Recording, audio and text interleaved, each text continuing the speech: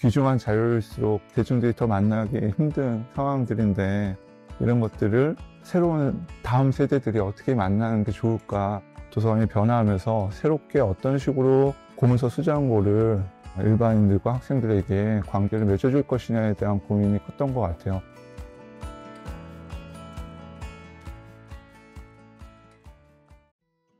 올해 2025년은 서울대학교 중앙도서관 본관 건물이 건립된 지 50주년이 되는 해입니다. 이 뜻깊은 해를 맞이하여 본관 건물의 일부의 리모델링을 시작하였는데요.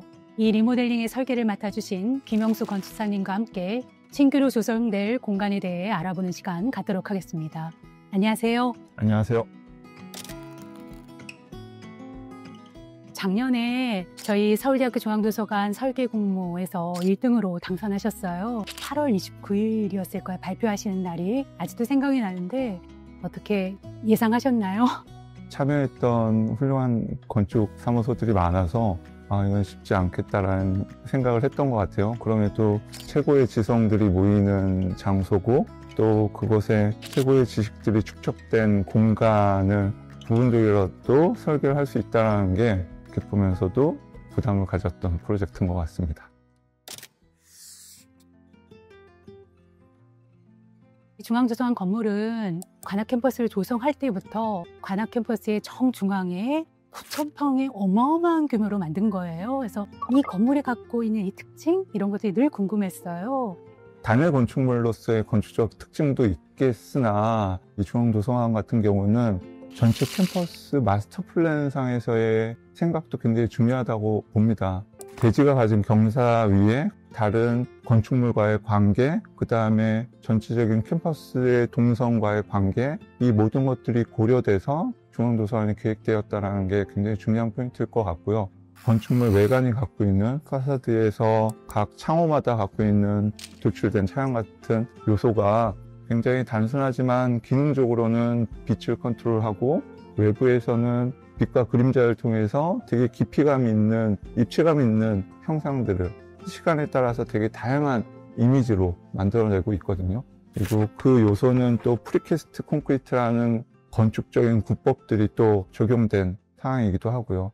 본관 건물에 창호가 규칙적으로 배열이 되어 있고 양쪽에 루버가 달려 있잖아요.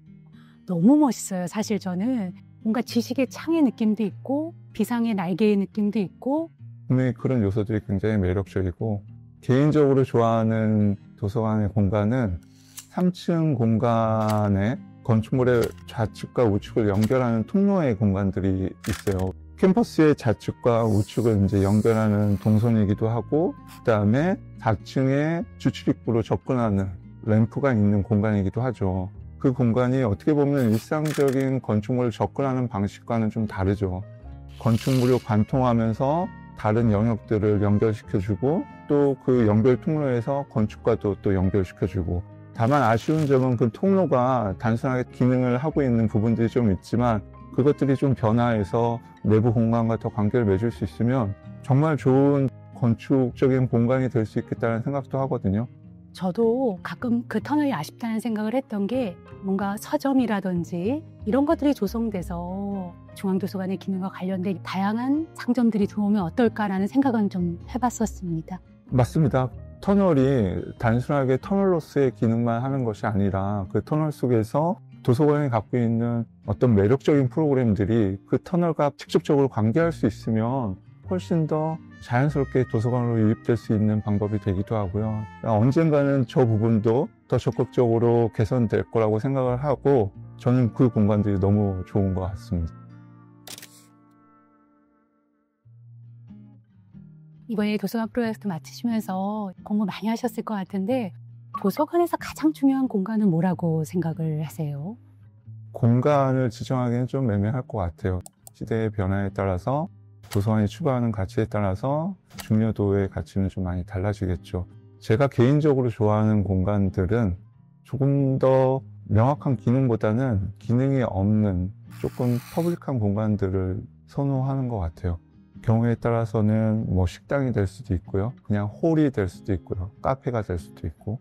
일본의 치타야 서점도 카페나 레스토랑이나 조금 더 일상적인 라이프의 공간들이 같이 섞여 들어오면서 일반인들이 좀 더 편안하게 그 공간들을 찾아가거든요.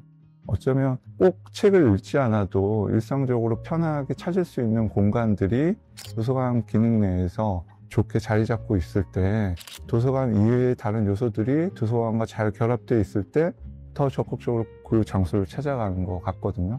점점 도서관의 기능들이 명확한 독립된 기능을 갖기보다는 좀 유연하게 기능들이 좀 바뀌어야 된다고 생각을 해요. 이제 대학에 있는 도서관 공간도 좀 더 유연하게 공간들이 활용되고 많은 사람들이 좀 찾을 수 있으면 좋겠다, 그런 생각을 합니다. 맞습니다. 저희가 이번에 이제 리모델링을 하게 된 계기도 문화를 향유할 수 있는 공간으로 중앙도서관이 조금 더 그 기능을 확장하기 위한 노력으로서 시도를 한 것인데요. 말씀하신 대로 많은 분들에게 저희 장서의 중요성이라든지 우수성을 알리기 위해서라도 문을 열고 공간을 좀 자극하는 데 노력을 해야겠다라는 생각을 하고 있습니다.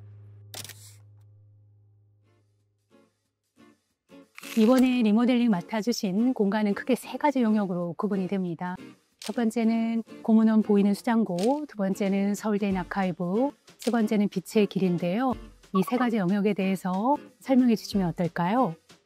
말씀해 주신 것처럼 크게는 3가지 영역으로 구성되어 있습니다. 중심 공간에는 빛의 길이라는 어떤 특정적인 기능을 갖지 않는 공간입니다. 이 공간은 본관과 본관의 홀과 관정관으로 연결되는 어떤 통로의 기능이면서 보이는 수장고와 아카이브의 공간으로 또 전개되는 공간이기도 합니다.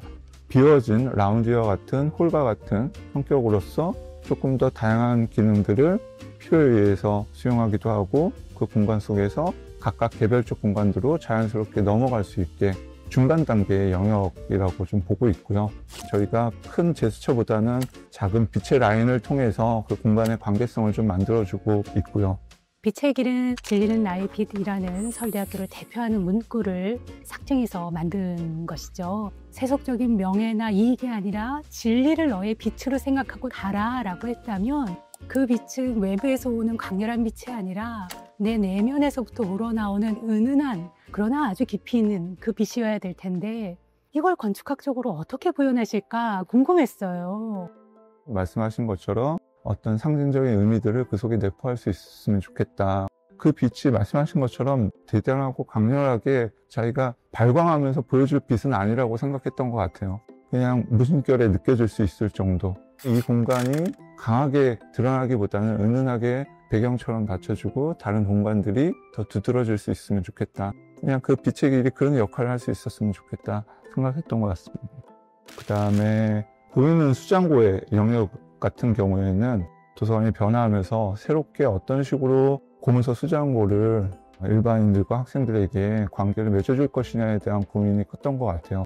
고문원 수장의 기능이 명확하기보다는 편하게 이 공간을 들어와서 한번 쉬기도 하고 또 전시 공간처럼 보기도 하고 그 다음에 필요에 의해서 열람을 해서 보기도 하고 이렇게 좀 유연하게 공간이 작동할 수 있도록 라운지의 영역과 전시 성격의 공간과 수장의 기능들을 할 수 있게 계획이 된 것 같습니다. 보이는 수장고에서 제가 가장 아름답다고 생각했던 건 그 수장고 앞에 돌 평상을 놔주셨어요. 어떤 의도로 그런 디자인 해주셨는지 그리고 보이는 수장고 조성하실 때 가장 유념하셨던 건 무엇이었을까 문의드립니다. 전체적으로 보이는 수장고의 일부 바닥과 진입구의 벽들은 높이 한 400 정도의 기단의 화강석의 인면들이 좀 만들어집니다. 그리고 보이는 수장고를 마주하는 곳에서는 그 400 높이의 돌 벤치가 놓여지죠. 자연스럽게 그냥 스치듯 지나가면서 볼 수도 있지만 조금 더 흥미를 갖고 그걸 다가가서 바라봤을 때는 편안하지는 않지만 오랫동안 품위 있는 어떤 기단 위에서 같이 바라볼 수 있었으면 좋겠다. 그래서 뭐 등받이도 없이 돌덩어리 하나인 벤치 위에서 그 책을 마주할 수 있으면 좋겠다라는 게 기본적인 생각이었던 것 같고요. 솔직히 말씀해 주신 것처럼 정말 중요한 문서들이잖아요. 책들이고 이런 것들이 어떻게 이 새로운 세대와 만날 수 있을까라는 고민이 첫 시작이었던 것 같아요. 그리고 그 귀중한 지적 유산들을 어떤 식으로 우리가 대우를 해야 될까? 이런 생각들도 했던 것 같아요. 결론적으로 저희한테 주제는 책이었고요. 저희가 만드는 어떤 요소보다도 책이 잘 돋보여야 될 것 같다는 생각을 했던 것 같습니다. 그래서 어쩌면 서가부터도 어떤 디자인적 특징이 뚜렷하게 보이기보다는 그냥 은은한 배경이 될 수 있어야 된다는 생각을 가졌던 것 같고요. 저희도 공문 수장고 들어가면 약간은 겸손한 마음으로, 좀 겸허한 마음으로 자료를 보게 되거든요. 우리가 수천 년, 수백 년이 누적된 그 시간의 깊이가 있는 이 고문원을 조금은 경건한 마음으로 봐줬으면 좋겠다라는 그 뜻을 돌벤치로 표현해 주신 게 아닌가 해서 아름답다라고 저는 생각을 했고 훌륭한 디자인이다라고 생각을 했습니다. 보존 환경 준수하는 것도 굉장히 어려우셨죠. 네, 그렇죠. 기본적으로 설비 시스템이 굉장히 중요한 부분들을 좀 차지하고 있고요. 그 다음에 빛에 관한 요소들도 굉장히 중요합니다.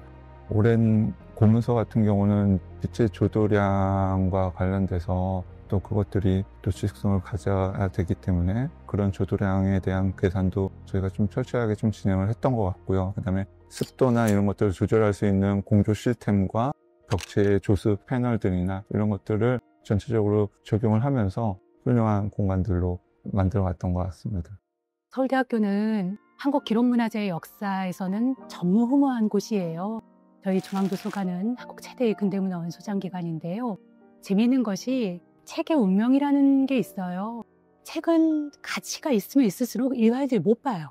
그리고 현대서적은 가까운 곳에서 쉽게 접근할 수가 있어서 중요한 책을 많은 사람들한테 어떻게 하면 공유할 수 있을까라는 것이 중앙도서관의 고민이었고 또 서울대가 해야 될 책무 중에 하나였는데 그것을 이번에 저희가 이제 실현을 하는데 큰 도움을 주셨어요.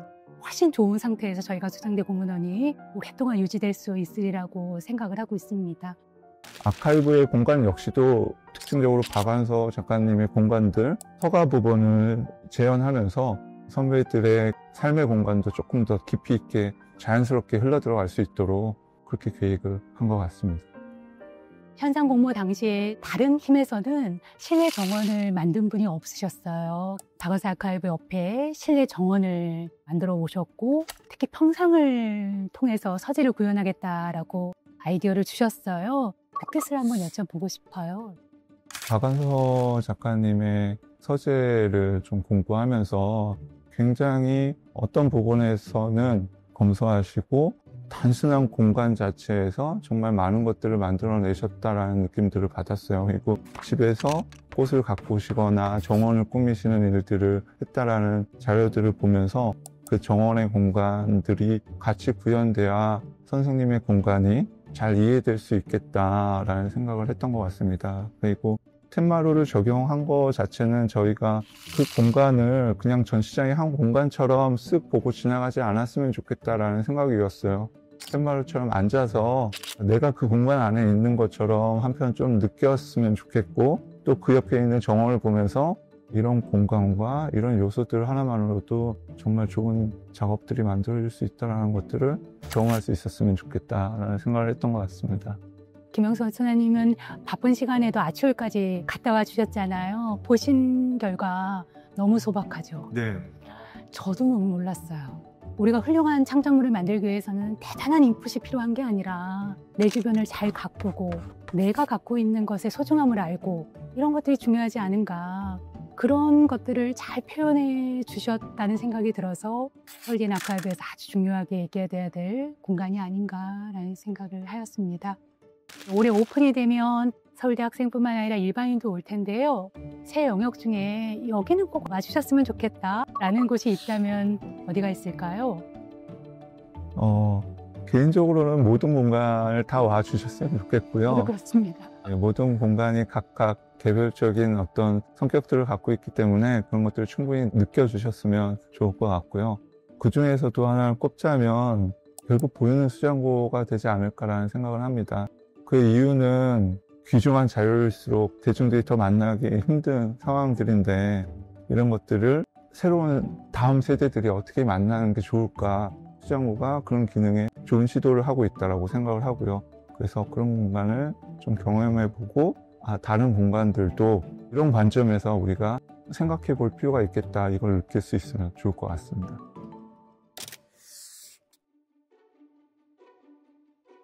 모레스가 지향하는 건축의 목표는 무엇이 있을까요? 제가 개인적으로 추구하는 방향 중에 하나는 건축 공간은 순수 예술과는 좀 차이가 있다라고 생각을 합니다. 순수 예술처럼 감각적으로 좀 받아들여지는 미학이기보다는 질서나 수학적 체계처럼 지식으로 이해될 수 있는 그런 미학을 가졌으면 좋겠다라는 게 요즘에 좀 생각하게 되는 것 같아요. 그게 어떤 측면에서는 자꾸 장식적인 것들을 배제하는 이유이기도 하고요. 모어레스라는 의미에서는 이스반데로의 레스 이스 모어로부터 출발하긴 했지만 단순하게는 정말 많은 것들을 고려하고 가장 적은 것들을 만들어내보자 라는 생각도 갖고 있습니다. 담백하다고 표현해야 되나? 좀 심플한, 그러나 그 안에 여러 가지 함축적인 의미를 담아내고자 하는 모어레스라는 건 사실 전근대로 넘어가면 논어의 유명한 말이 있어요. 과유불급이라고. 예, 그렇죠. 과한 거는 모자란만 못하다. 저도 사실 글 쓰는 사람으로서는 장식적인 글 별로 안 좋아하거든요. 그래서 추구하시는 미감에 대해서 10분 이제 이해를 하고 비어 있어야 담을 수 있으니까 저희가 이번에 만드는 보이는 시장고가 모어레스의 미학을 잘 구현한 사례가 됐으면 좋겠고요. 개인적 생각으로는 중앙도서관 본관 건물과 가장 잘 맞으세요. 추구하는 바가. 그렇지 않으세요? 너무 좋죠. 저희는 이번에 군수사님과 일하면서 매우 즐거웠습니다. 협업의 즐거움을 아주 오랜만에 만끽했고요. 정말 완성도 있는 결과까지 가기에는 힘든 과정이지만 이번 경우와 같이 굉장히 밀도 있는 협의들이 필요하다고 생각하거든요. 그래서 결론적으로 보자면 초기 설계안에 비해서 굉장히 완성도 있게 흘러온 것 같다. 네, 그런 측면에서 너무 좋게 생각하고 있고요. 저희도 감사합니다. 오늘 여러 가지로 바쁘시고 실시 설계하시냐고 고생 많으신데 오늘 나와주셔서 감사합니다. 네, 감사합니다. 감사합니다.